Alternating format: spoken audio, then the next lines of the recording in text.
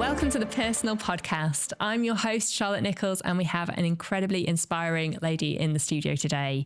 With me is Louise Prashad. Louise is, and bear with me, Miss Crown and Glory, United Kingdom, Team GB transplant athlete, and corporate partnerships manager for the Special Olympics, as well as also recently being awarded the BCAV, which Louise is going to tell me more about now. Yes, so the BCAV is the British Citizens Award, so it's known as the People's Honour. So I was invited down to Westminster to collect the honour alongside some really inspirational people. And the BCAV that I received was the BCA for volunteering and community work. So it was just such an amazing honour to be given, and came with a beautiful kind of, I don't know what you call them. Ooh, like a little ribbon badge. Like a ribbon, thing. yeah. You should be wearing it today. I would never have it off. I should have been, yeah. Okay, so we're going to get to know the real Louise on today's podcast. So, Louise, during your pregnancy, you went into hospital saying that you felt like you were going to die. Were you listened to? No. A lot of my pregnancy, I felt like I was just shouting into a black hole. I was 21 years of age. I was 37 weeks pregnant, and I went to the hospital numerous times with worrying symptoms like jaundice, nosebleeds, feeling really lethargic and thirsty and itchy. And every time I went, they just thought that I was struggling because I was a young mum. And all I needed was someone to take the time and listen. And on the last occasion that I went to the hospital, I was strapped into a monitor, fetal heartbeat monitor, and I was told that one of my twins had an unreassuring heartbeat. But rather than listen to the vast array of symptoms I had as well, they sent me for a walk and said that might kickstart things. And then when I returned back to the ward, there was a woman in active labour, and I'll never forget that the midwife turned to me and said, "Louise, can't you see there's real women in real labour here?" And I've never felt so small, Charlotte. I felt like I wanted the ground to swallow me up, and I'd failed at becoming a mum before I'd even started. And if I couldn't even get through a pregnancy, how was I going to look after a child? So I went home because I wasn't given the option to stay. And that was when I went to sleep and woke up with my husband going out the door to work. And as he shut the door, he heard a terrifying noise, and that was me vomiting 2 pints of blood. And we now know that I was in multi-organ failure when the ambulance was called. Oh my goodness, I'm just so glad that he hadn't left already before this happened and he heard you and could help you. Yes. What happened from there? PRsonal isn't just about business. It's about the human stories behind them. We address all aspects of health, from cancer, gastric bands and meningitis to mental health and the menopause. Nothing is off limits on this show. But as these stories often highlight, you can't take your health for granted. I know I don't, and that's why I trust WPA to protect my health. WPA isn't like any other health insurer. It's not for profit and offers award-winning, tailored health insurance solutions to individuals, families, and businesses of all sizes. Among UK health insurers, it consistently tops consumer surveys and Trustpilot ratings, while its members can manage their membership from pre-authorising claims to accessing remote GP services, all on the WPA Health app. Crucially, they help ensure the access to the very best treatment at a time and place that is convenient to you. I speak with Martin Nichols, one of the 90-plus dedicated WPA healthcare partners across Britain, who provides advice and ongoing support during your journey with WPA. Contact Martin anytime on 07870 513 653 to discuss your requirements. Martin Nichols, appointed representative of WPA Healthcare Practice plc, authorised and regulated by the Financial Conduct Authority. The healthcare practice is a wholly owned subsidiary of Western Provident Association Limited, WPA. So an ambulance arrived and I was taken to the hospital, and I was placed in kind of the waiting area. There was no sense of urgency. And about 20 minutes passed and my husband just grabbed the nearest doctor and said, "Look, my wife's dying. She's 37 weeks pregnant. Someone needs to help her." And this doctor looked at me and turned to my husband and said, "How long has she been this yellow?" And my husband said, "For the last week." And I think then they saw the sense of urgency and they took me into a room, and that's where the sonographer came. And at this point, I wasn't making any sense. Because I was in multi-organ failure and my blood was being poisoned, I was not comprehending anything. And the sonographer turned to my husband and told him that at 37 weeks, our twins no longer had a heartbeat. And the doctor then confirmed that I was in multi-organ failure and my husband should be prepared to lose all three of us. Oh my goodness. He was just about to leave for a normal day at work. Have you spoken to him about how he responded to being told that? He was absolutely devastated. You know, at this point, we'd only actually been together a year and a half as well. Okay. We'd known each other a lot longer, but actually together 18 months. And we'd gone through this pregnancy and really, you know, built this strong bond as a couple. And then for his whole world to fall apart in a matter of minutes, I don't know how he got through that time. And he had no one around him at that immediate moment to help. He was just the strongest person and just such an incredible husband to be able to support us through that. It's incomprehensible what he had to go through. But, you know, he just stepped up when he needed to. And I'm so thankful for him. Yeah. But of course, you didn't know any of this at this moment in time, and little to what your awareness, you were about starting the fight for your life. I was. And what happened next, I woke up about 2 weeks later. 2 to 3 weeks later was when I became lucid. Okay. And that's when I was told that I'd lost my son and daughter and that I'd had a transplant. In that time period, what happened next was I was blue lighted to the nearest liver unit, which was St James's Hospital in Leeds. And at this point, they still didn't know why my liver had failed and why the twins, Mia and Leo, had died. So when I got to the hospital, I was very, very lucky that there was a doctor there who had seen my condition before. Okay. And when I arrived, I was diagnosed with acute fatty liver of pregnancy, which is a really rare condition that affects about 1 in 10,000 women. The cause is unknown. Some schools of thought think it's genetic, but me and my husband have both been tested and we don't have this deficient gene. So I will never know why I was that 1 in 10,000. Yeah. And then when they actually realised that I had acute fatty liver pregnancy, the only way to kind of allow the body to repair is delivery. So delivery of the babies and the placenta.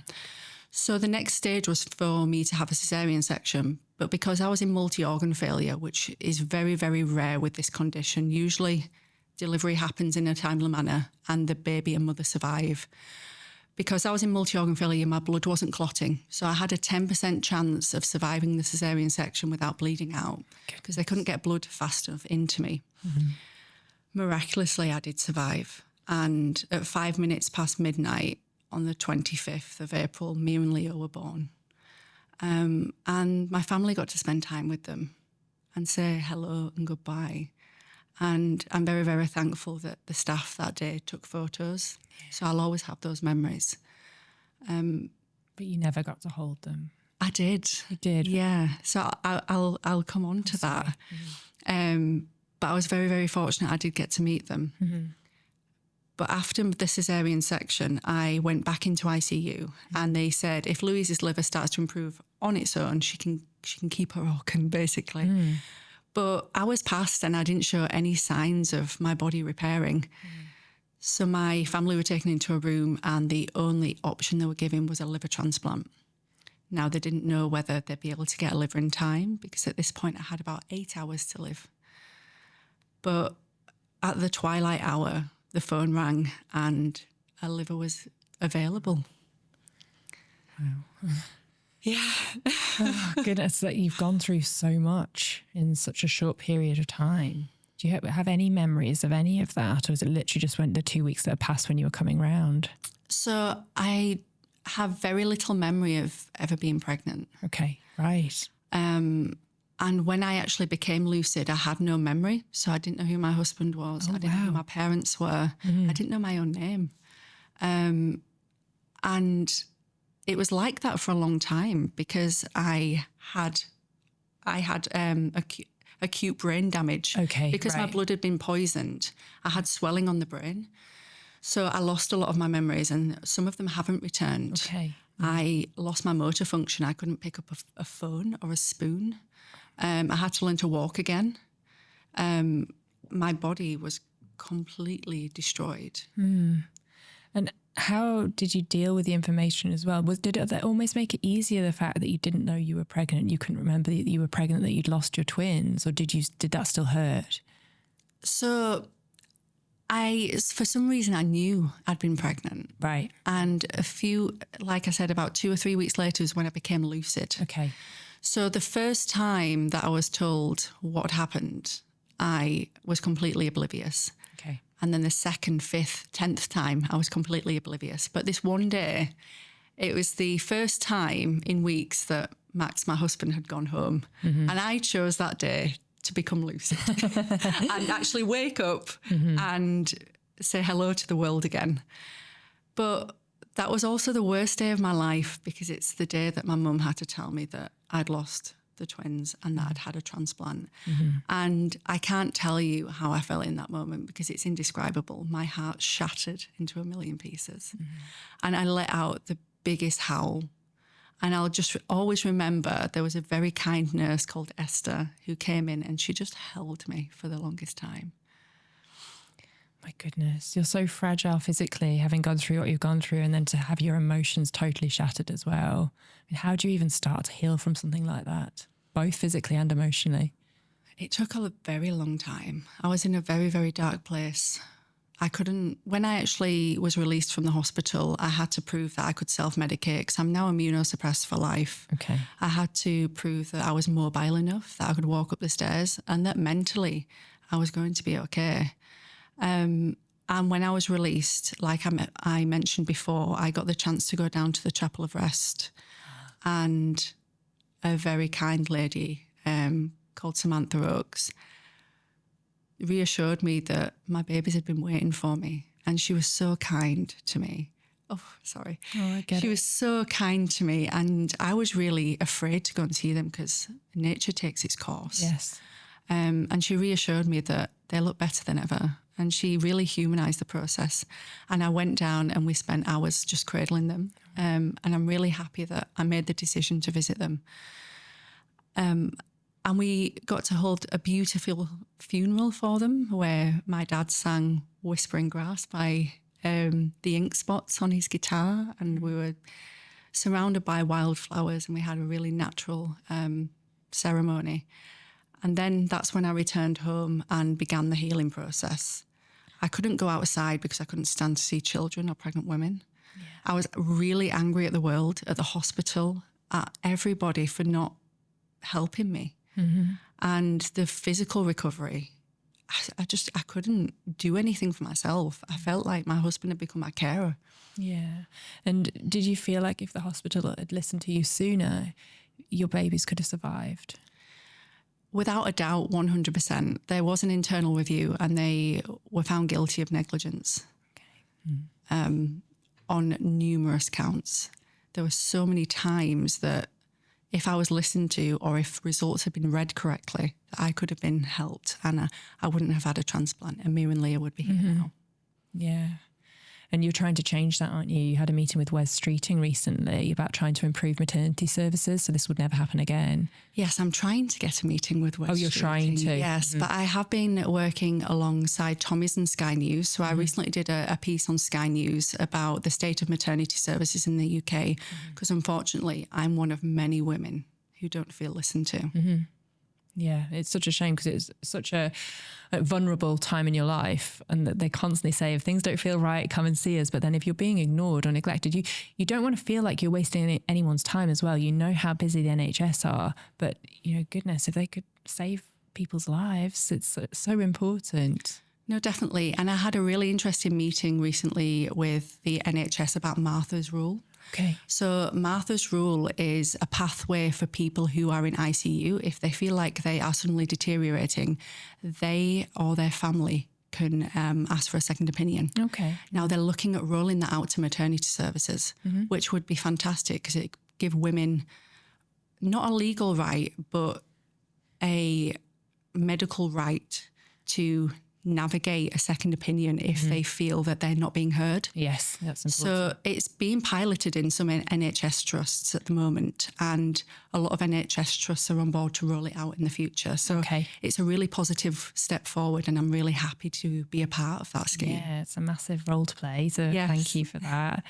Do you hold resentment about what happened with the hospital and the team? I did for a long time, and it's only recently. It's been 10 years now. I'll be celebrating my 10-year transplant anniversary this year. And Mia and Leo's 10th birthday, because it's worthy of celebration. I held a lot of resentment for a long time, but I've been on a healing journey since then. And that sounds a little bit cliche, but what I did is I requested all my medical notes, and I went back to every single...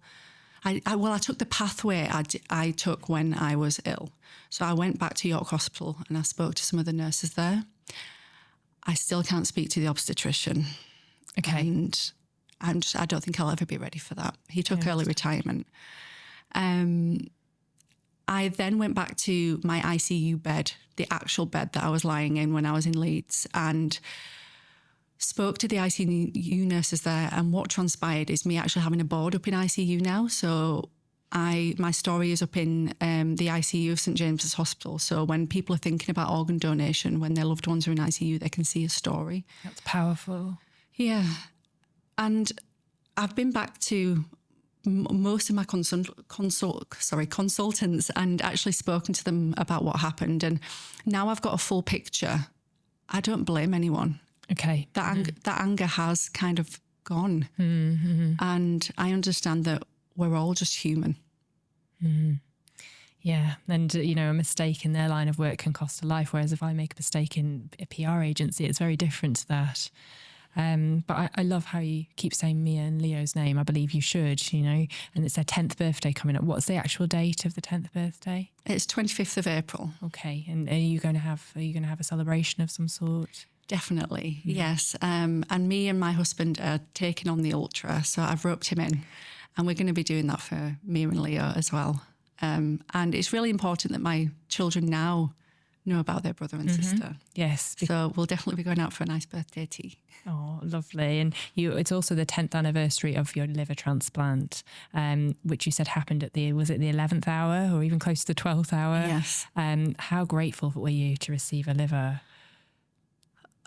Words can't describe it. That the way the world aligned everything is miraculous. So my donor, Sarah, I met her family last year. And Sarah was an incredible 52-year-old woman who, she probably wouldn't like me to say her age, but she was full of life, really horsey, loved riding, a family lady, and she had 4 children and numerous grandchildren. And the day before my transplant, she was out horse riding and she suffered a brain aneurysm. She was airlifted to hospital and pronounced brain dead whilst in hospital. Okay. And her son and daughter made the really, really, really brave decision of donating her organs. And if they hadn't have done that, I wouldn't be sitting here now. They said yes to the gift of life. And Sarah saved another 7 people. Wow. And her husband 2 or 3 years prior saved 9 people. So between them, they saved 17 lives. Wow, that's incredible. I don't think people understand that. You just think, you could give an organ to one other person, but you can give it to multiple people, save multiple lives. Yes, and it's not just organ donation either. Small bits of tissue can help burns victims. A tiny part of your eye can help someone see again. The transplant the science behind transplant is ever evolving. So it's not just kind of a heart transplant or a solid organ transplant. There's so many other types of transplant now that can really transform people's lives. I saw it was on Sky News again where a woman had a hand transplant. They tried to transfer both hands. I think just one took, but she said holding her granddaughter's hand was just a miracle. It's something that you take for granted. And again, I never knew that you could transplant hands, but the technology and the goodness, the intelligence levels of these people, it's remarkable. Yes, and the second womb transplant has just taken place. Oh, wow. So a womb can actually be transplanted in a woman to help her conceive naturally. My goodness. Yes, wow. I think it was just in the news last week about the second womb transplant has successfully yielded a child, which is absolutely miraculous. It is incredible. So it's not just saving life, it's giving life as well. That's remarkable. So obviously it's very important to you to talk about organ donation because there is a little bit of a stigma attached to it still. You know, people don't like to talk about it, but it's the one thing that's going to happen to us all. And we might as well have that conversation with friends and family about what we'd like our organs to do. It is, yes. And I think it's a very British problem that we don't like to talk about death. We try to avoid it as much as possible. But this is why I created my platform, the Second Chance Project, to kind of hush away all the taboos about transplant. Some people think that when you go into hospital and you're poorly, they won't look after you as well because they need your organs. Okay, right. Some people wouldn't like to give their eyes because they'd like them in the afterlife. Like there's all these myths and taboos surrounding organ donation. But the biggest thing about organ transplant education is people aren't fully aware of the law. And this is where my platform comes in. So I go into schools, medical settings, anyone who will have me basically to talk about organ donation. And since Max and Kira's law actually came in, everyone thinks we just have an opt-out system and that's that. If you've got an organ donation card, you will be able to donate your organs.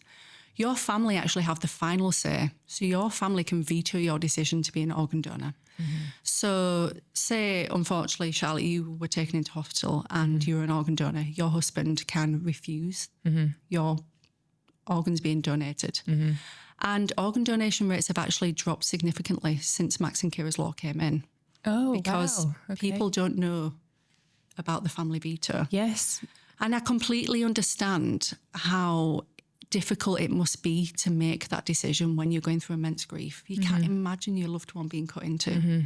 And this is why I try and encourage people to have this conversation before they're in that really desperate situation where they don't know what their loved one wanted. It's really important to have that chat before, you know, you're in this turmoil. Absolutely. Yeah, because people just don't know that's the rule, I think. Yeah, before speaking to you, I just thought everybody was opted in unless you opted out. And then it was done. But yeah, I think I first saw you on a local news television channel and it sparked the conversation. So it's clearly working.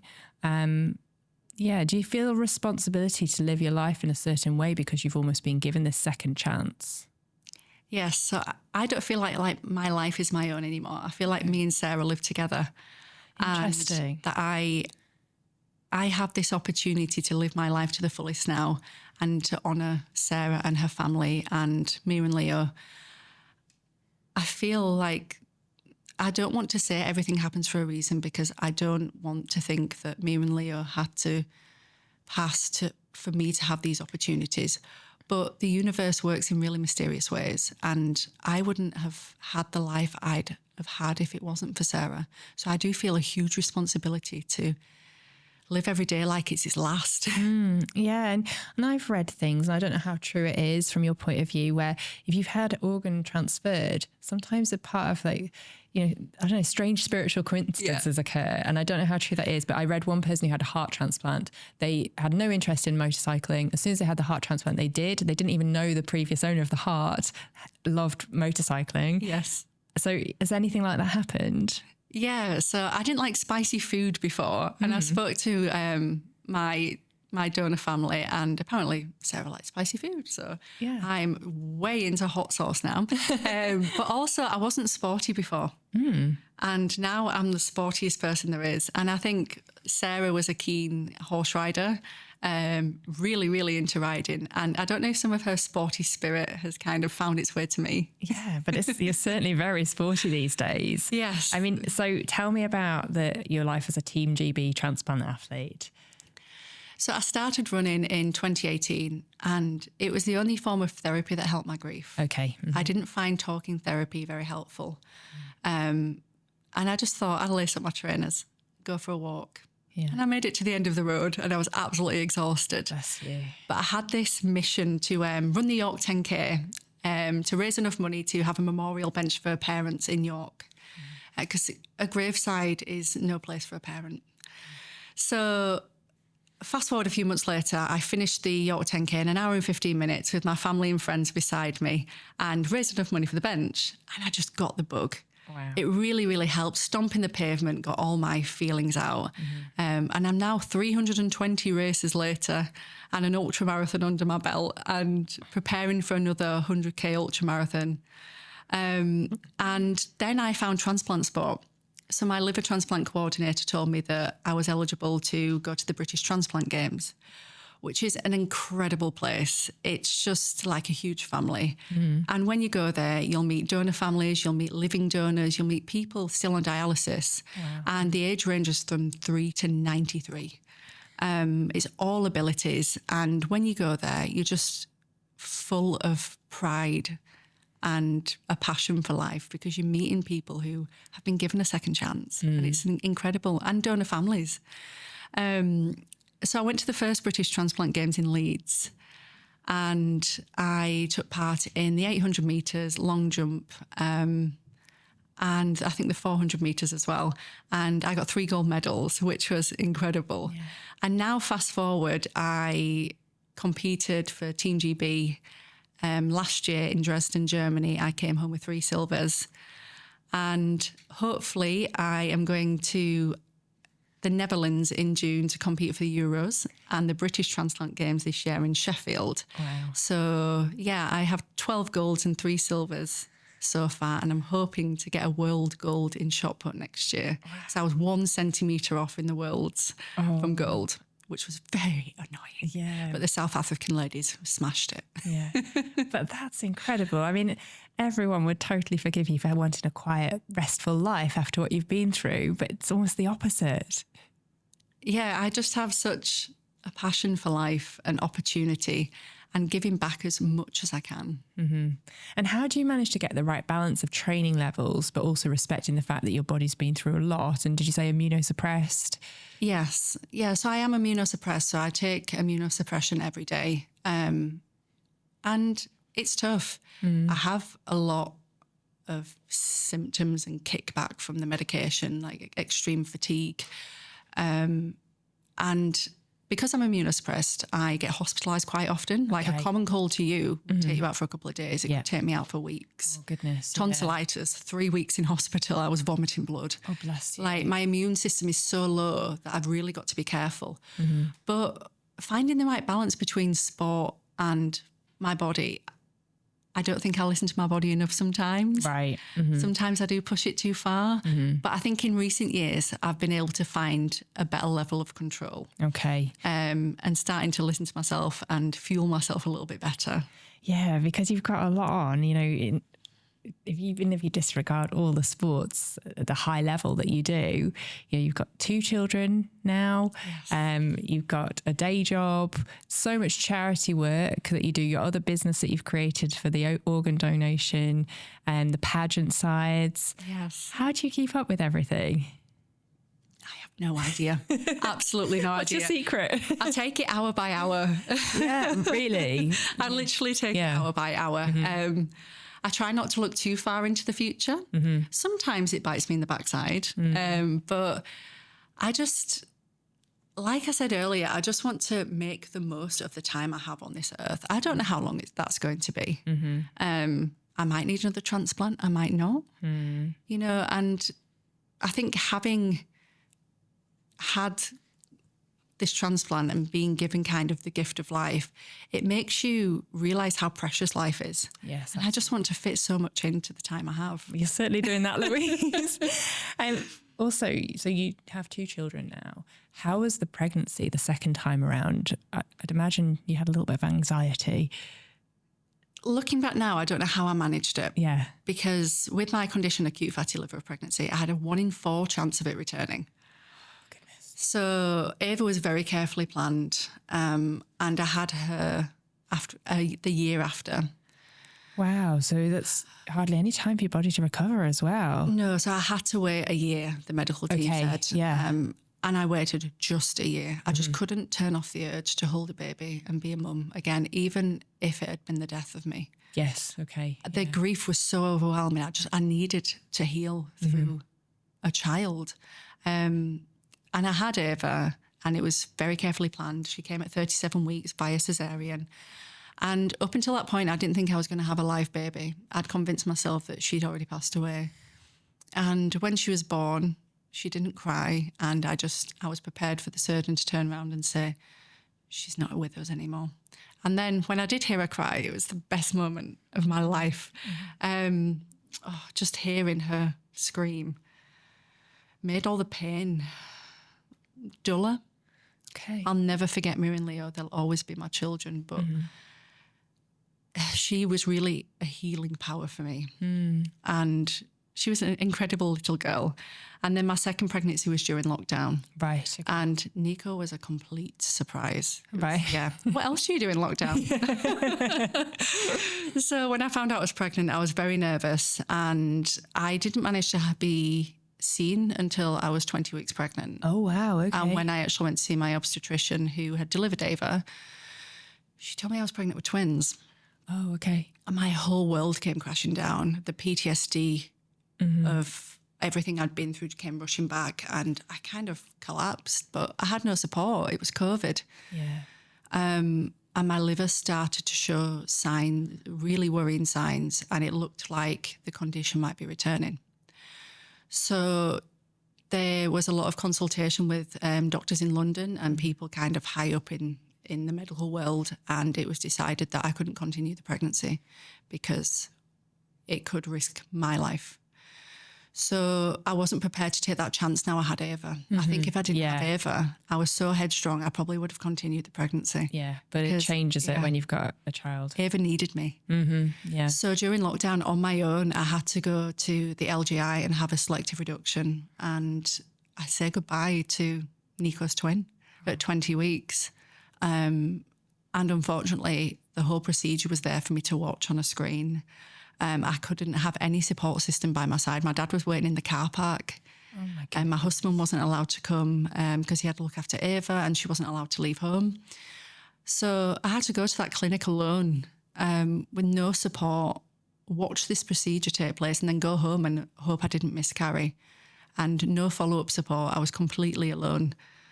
But miraculously, Nico grew into a healthy, thriving baby. And again, at 37 weeks, he was born.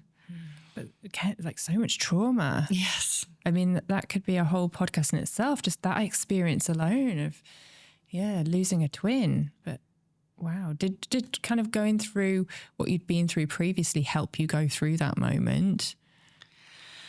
I think my resilience is at an all-time high now. Yeah, I bet. Yeah. I like to believe that the universe will only give you as much as you can take, but it's given me more than I can take. But then again, I'm sat here today with you. So, and not just, you haven't just experienced all this. You're sharing your story to help others. You're creating charities to help others. That's incredible. I kind of feel like that's my purpose. Okay. I know it sounds like, again, a real cliche, but I do believe that there is a higher power, and I do believe that I was put here to help others. Did you believe that before your ordeal, or is it something that you've become more spiritual throughout the journey you've been on? I wasn't kind of religious or spiritual at all. I think that's only happened in the last kind of 2 years. And I don't know if it's my mind's way of trying to heal, or if the universe kind of guided me this way. But I like to believe that everything that's happened has put me in a prime place to be able to help mothers who are going through loss and to continue to talk about organ donation, to really make a change. You certainly are, absolutely. So I want to get into your mindset on race day, particularly say you've got a massive ultra marathon to run. What's going through your mind on the start line? Sarah, Mia and Leo, always, they are always in my mind and they carry me through everything. And I always think if I was strong enough to get through everything I've got through so far, every race that I run or charity event I take part in is helping feed into this message of organ donation and baby loss. And it's bigger than me. So on race day, I'm thinking about them and thinking about how this is changing and creating conversation, and that it's so much bigger than me. Oh, that's incredible. And so you're doing the ultramarathon to mark your 10-year anniversary of the new liver. Are there not other ways to celebrate? There are, but I feel like I need to make the biggest impact. So with the 100-kilometre race to the Stones, I was actually chosen as an ambassador along with 7 other people to kind of run the race for a meaning. So I submitted my story and they chose me as one of the ambassadors. Wow. And then my husband, who has only ever done a 10K, I said, come on, please, will you do it with me? Because I got gifted a free place for someone to help me and support me. And it took weeks for me to wear him down. But now we are officially in training and he's up to about 18 kilometres at the moment, but he's doing the 50K. So he's going to be doing the first half with me, which just means the world. It really does. And I'm really glad that he's been inspired to take on a challenge. Absolutely. How has what you've been through affected your relationship? I think it's made us stronger than ever. I could never imagine being with anybody else. The immense strength and support that he's shown me throughout the years, throughout all the times I've been in the hospital. He works part-time to make sure that I have time to run the charity and work and take part in all my charity expeditions. And he's so supportive. Whenever there's an opportunity, he pushes me towards it. And he's just the most supportive husband. I'm very, very proud to call him mine. Oh, that's so lovely to hear. And we talk about immunosuppressants, but what's life really like? Obviously, you're doing all these things. You're making it almost look easy, Louise, but it must be tough. No, there's so many dark days. There are, but I think social media, that's the downfall of social media, is that you don't see the dark days. You don't see the days that I can't get out of bed because I'm absolutely exhausted, or I'm rushed to hospital because I've pushed myself too far, or I have picked up a virus because I'm so immunocompromised. Those are the things that people don't see. And I think a learning curve for me would be probably I should share that side of it as well, because I don't want anyone to think it's easy. There's a lot of days where there's darkness and depression that creeps back in. But at the end of the day, like on race day, I think of Sarah, who can't be with us anymore, Mia and Leo, and that picks me right back up because they can't be here to live their lives. So I feel like I'm doing it for us all. Yeah, you're almost living 4 lives all rolled into one, which is quite busy. It is. Another thing that you do, and that I just found out earlier today, is that you get involved in pageants.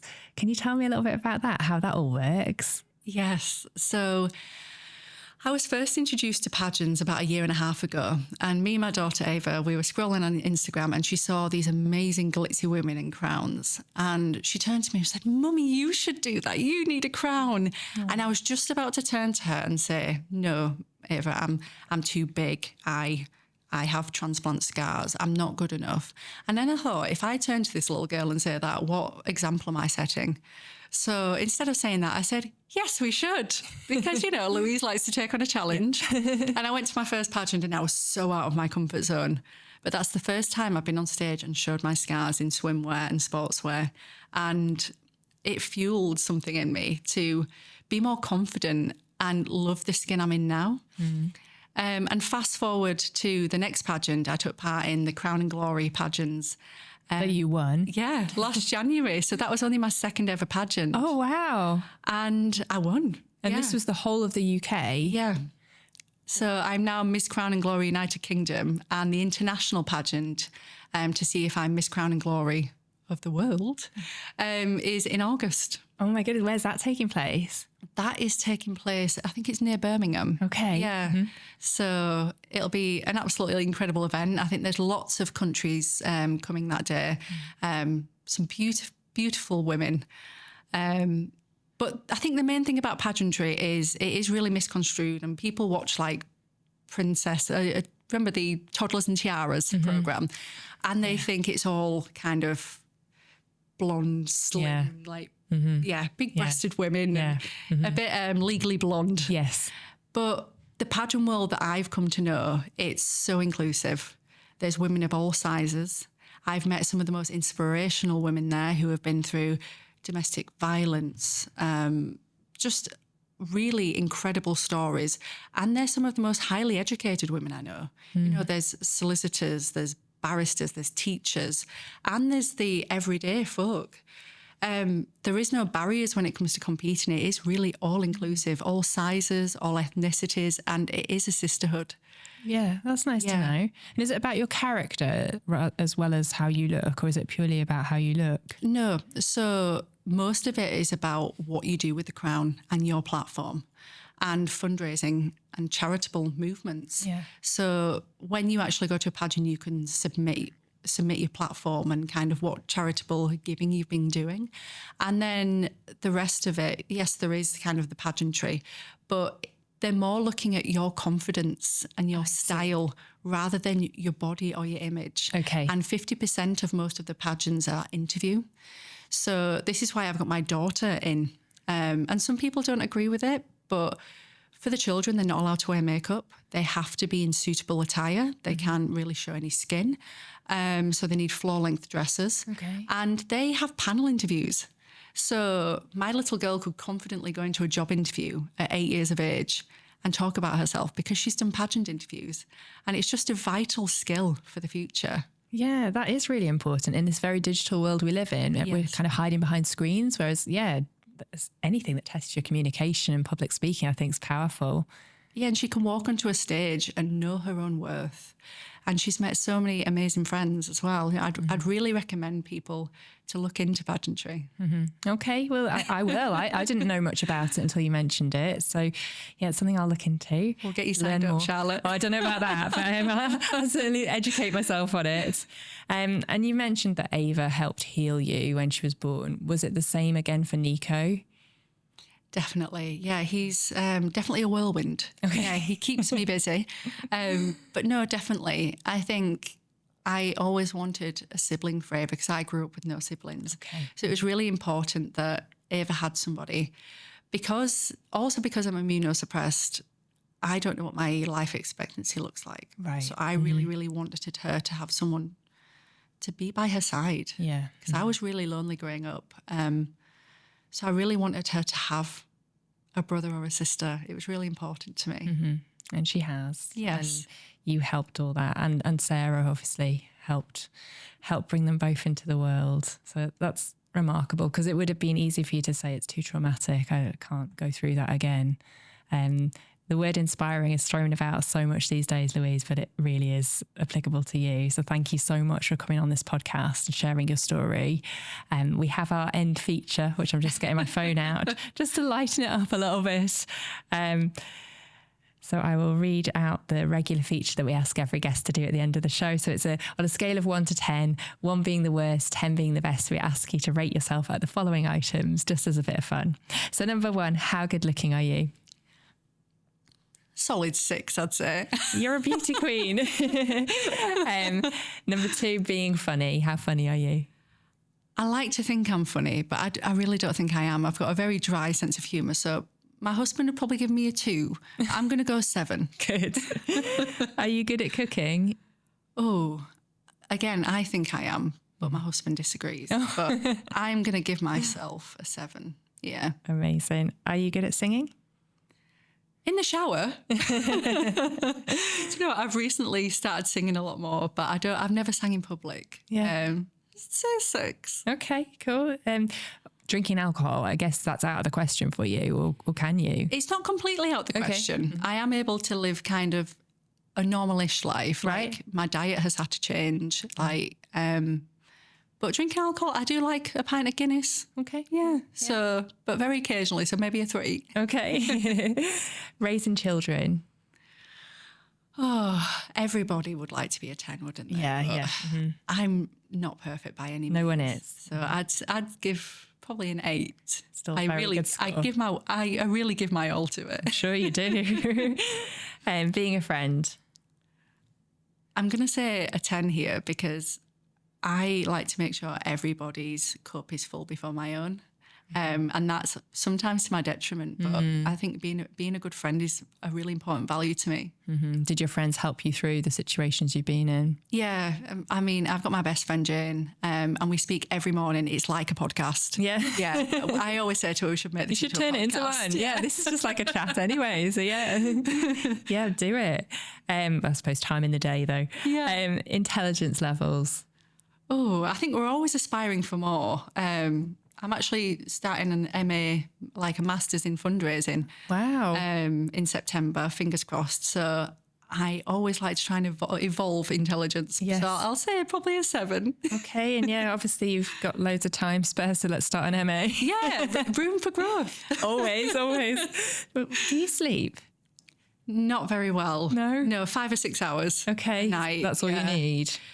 My brain doesn't really turn off. Okay. So I find it really difficult. Yeah. Yeah. And I'm awake and wired all the time. Ready to go. I've got a thirst for life. And were you always like that? No. No. Okay. My parents would say I was quite a lazy teenager. Well, yeah, I think a lot of us are, aren't we? Kindness. Like I said, I do like to make sure everybody is happy before myself. So I'd probably say an 8 or a 9. Okay, lovely. Yeah. And how good at sex are you, Louise? Oh. What about just lying there? Let's solid 7, I'd say. Okay. Yeah. Mm-hmm. Did that change for you after the transplant, or was that all just still the same? It did. So my perception of my body changed massively. And recently I underwent massive surgery. So I had 3 hernias repaired. Wow. I had a full tummy tuck, and I had my abdomen put back together because my muscles had split. Right. So since I had the surgery in September, my body image has gone through the roof. I feel so much better in myself. And the thing I love about my husband, whatever I've looked like over the years, he's always really found me attractive and really tried to boost my confidence. And that's really important. So yeah, I'd say since I had my surgery and I'm starting to feel a bit more confident in myself through pageantry as well, and my husband, it's definitely gone up. Oh, that's amazing to hear. Thank you so much for sharing everything you shared with me. It's, if this podcast can help anybody, the journey's worth it. Yeah, I really hope it can, and I'm sure it will. Thank you. Thank you.